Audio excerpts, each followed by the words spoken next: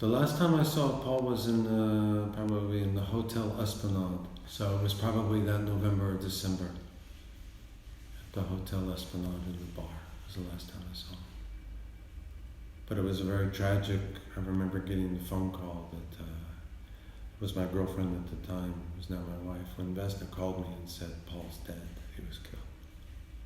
Very sad. And that he was killed by a sniper. 100% that's not true. He was not killed by a Serbian sniper.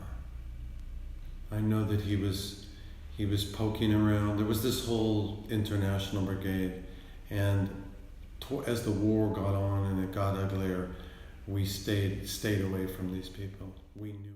Well, in those days, there was a group of us that worked. We were all friends. We became friends. Most of us were based in Osijek.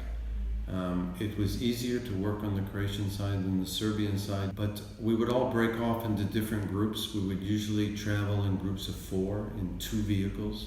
2 persons per vehicle. That way, if something happened to one of the vehicles, we always had a way to get back. So we usually worked in groups of 4.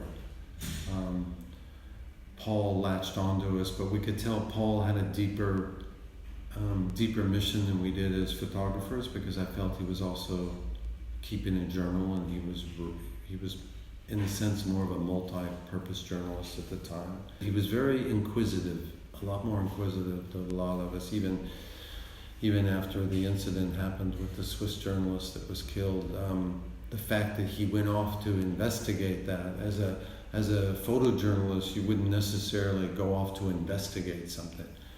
So he was more of, I would say, like an investigative journalist. And I remember one of my last drives with him, around in the Osijek area we were driving. We had a very spiritual talk, and he was basically telling me that he was an atheist and he didn't believe in God. And that kind of struck me when I found out that he was killed.